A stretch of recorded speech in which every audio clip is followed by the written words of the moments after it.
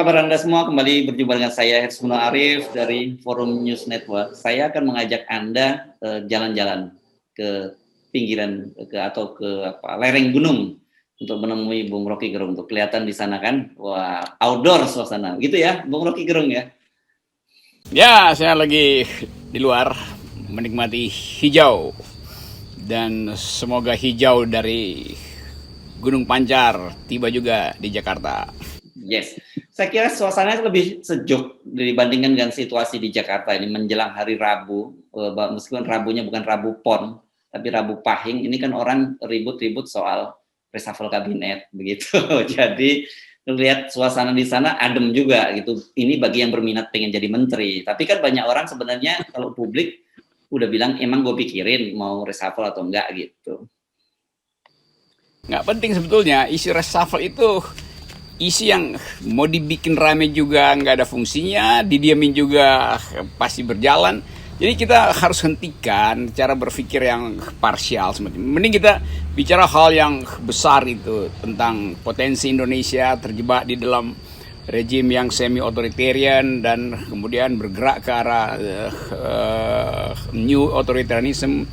Mending kita bicara tentang potensi Indonesia dikucilkan karena tidak comply dengan etika lingkungan, potensi Indonesia disingkirkan dari pemerintahan bersih karena korupsi terus. Saya kira kita mesti bicara itu. Jadi hal-hal yang konseptual dan mendasar, itu poinnya. Asik kalau udah ngomongin begitu. Karena ini memang sedang ramai juga ini berkaitan dengan pidato Gubernur DKI Jakarta Anies Baswedan di forum PBB ya. Dan ini memang online, dan yang bikin heboh itu adalah ketika dia pidato hanya berapa menit kemudian langsung Sekjen PBB Guterres interupsi dan memuji apa yang langkah-langkah proposal yang dilakukan oleh Anies itu berkaitan dengan tentu kota yang lebih ramah ya, lebih ramah lingkungan, penurunan emisi dan sebagainya. Ini memang jadi isu dunia, dan sementara kita masih sibuk dengan soal-soal yang tadi Anda sebut berkutat, hal-hal yang tidak substansial. Oh, Anies pidato ya? Saya nggak lihat tuh. Wah, ini nanti rame tuh di feed. Memang tidak di media mainstream nggak terlalu heboh, tapi di media sosial ada seperti biasa pidatonya. Dia dapat semacam bahkan pujian dari moderatornya, disebutkan bahwa Anda hanya dalam waktu 2 menit sudah berhasil meyakinkan Sekjen PBB. Nih, seru ini. Tapi buat saya itu biasa aja, karena Anies selalu mampu untuk merumuskan problem di dalam narasi yang bagus. Jadi saya nggak puji Anies, saya puji kalau yang ngomong tuh presiden itu baru luar biasa. Karena presiden selama ini nggak pernah ngomong. Tapi kelihatannya memang kita mesti kembali pada tradisi untuk menghargai konsep itu. Kita harus kembali pada kemampuan kita untuk mensugestikan dunia bahwa kita punya ide gitu. Dan Anies lakukan itu. Walaupun saya nggak lihat videonya, tapi saya bisa bayangkan bahwa dia pasti do speak environmental ethics. Hal yang buta huruf di istana. Jadi kalau kita bicara tentang kota dan lingkungan, mungkin istana akan bilang gampang, prosedurnya gampang, pindahin aja ibu kota.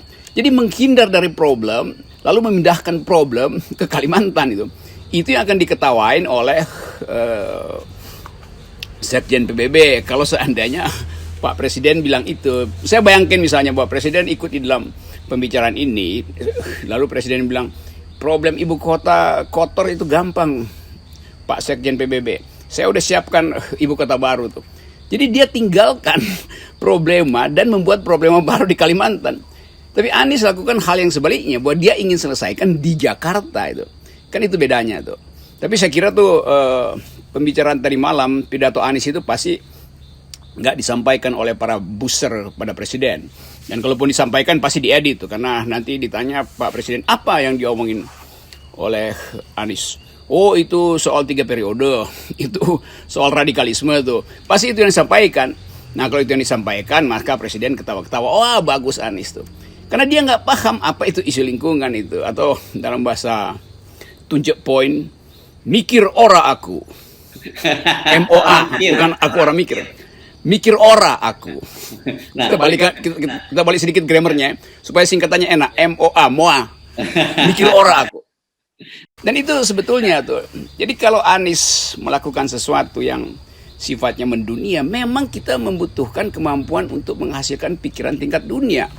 Demikian juga kita lagi bersiap-siap untuk jadi tuan rumah ASEAN. Mustinya juga presiden bersiap dengan narasi yang kental. Yang saya khawatir nanti presiden dibuatin pidato isinya konsep-konsep radikalisme. Padahal problem kita environmentalisme, bukan radikalisme. Problem kita adalah demokrasi, bukan korupsi. Jadi soal-soal begituan tuh yang harusnya kita ajukan. Dan Anies lakukan hal yang baik. Ya, ini kan kalau orang Jawa itu selalu menyebut, terutama orang bule apapun, mau Amerika, mau Belanda, semuanya disebutnya kan londo. Belanda gitu ya, kalau orang Jawa nyebutnya, Bung Rocky. Jadi londo. Nah, jadi ditunjuk poin tuh judulnya jadinya itu londo PBB. Nah, jadi Belanda PBB, bule PBB lagi. Kita perlukan sebetulnya satu atau perbanyak forum semacam ini, pembicaraan antara leaders dunia. Dan presiden sebetulnya nggak usah khawatir kalau dia mampu punya ide gitu. Kan bukan soal bahasa tuh, mau pakai bahasa Jawa pun nggak ada soal. Yang penting idenya ada.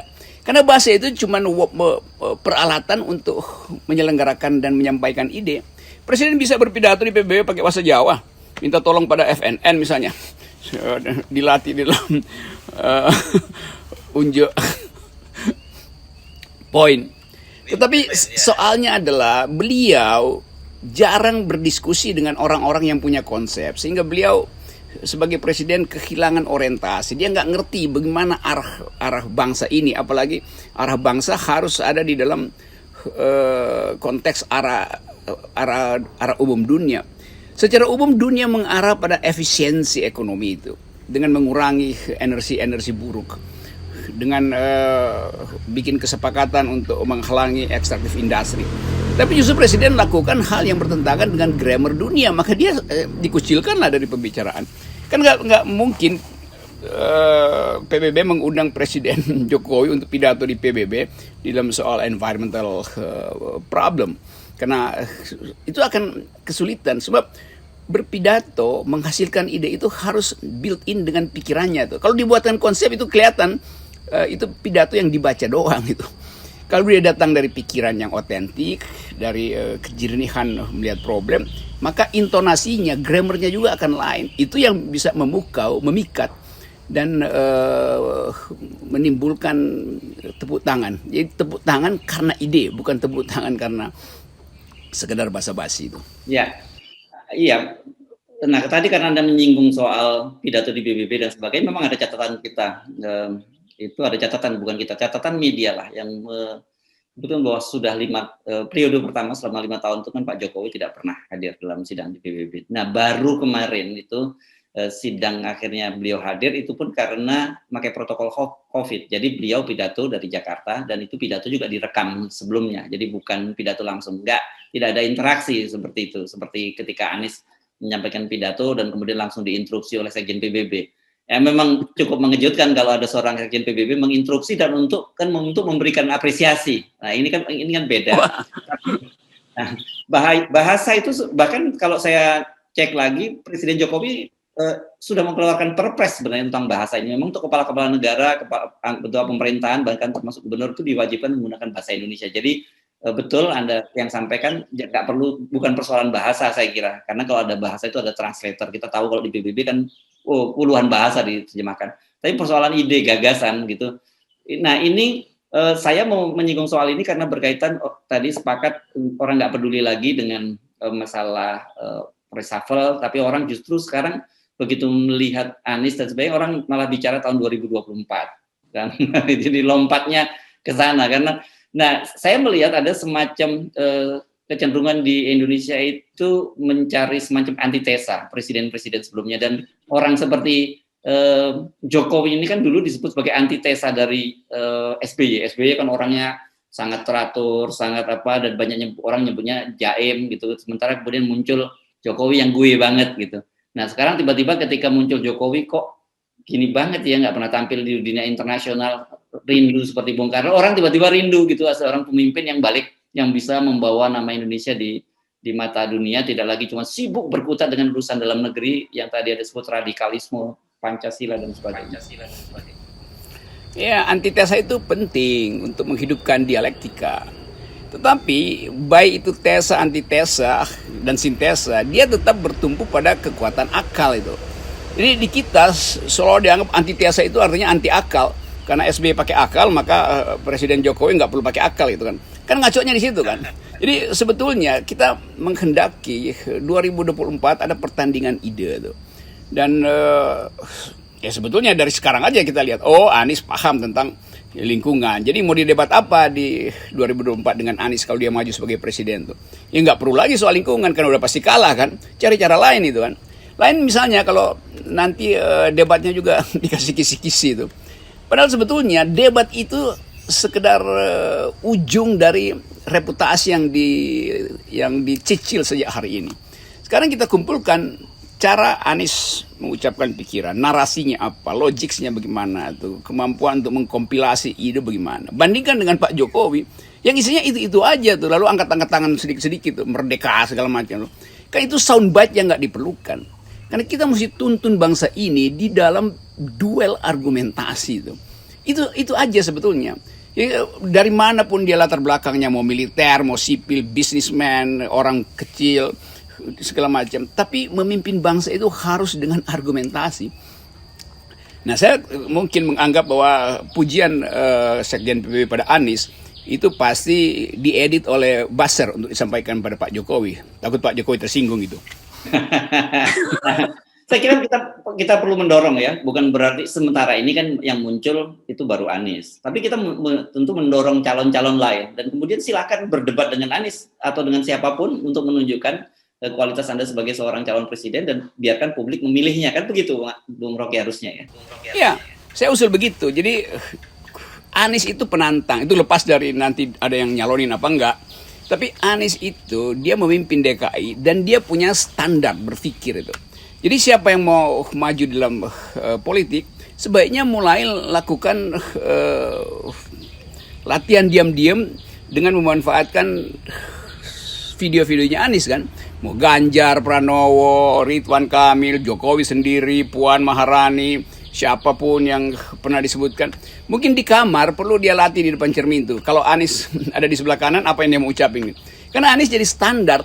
Kenapa? Karena dunia mengakuinya. Jadi kalau PBB kasih ucapan selamat dan merasa bahwa oke, dapat input yang bagus dari Anies Baswedan, itu artinya dia menginginkan atau dunia menginginkan standar percakapan tentang environmental ethics, environmental politics harus pada parameter yang dibuat oleh Anies tadi malam. Itu aja sebetulnya. Ini juga saya mau membantu sebetulnya supaya para tokoh itu nggak usah berpikir ingin debat dengan kisi-kisi. Bayangkan aja bahwa debat itu sudah dimulai dari sekarang tuh. Ridwan Kamil pasti akan diundang di universitas, Ganjar Pranowo, Puan Maharani, Muldoko, dan bayangkan bahwa mereka shadow boxing dengan Anies misalnya tuh. Ya, itu sebetulnya tuh gampangnya begitu. Ya, saya kira kita mendorong itu karena begini deh, ini contoh sederhana aja. Saya melihat Anda dengan pohon-pohon di belakang dan samar-samar saya mendengar suara burung bercicit gitu ya.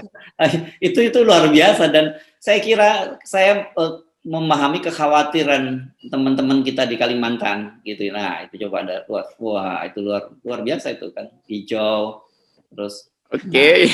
Nah, sekarang oke.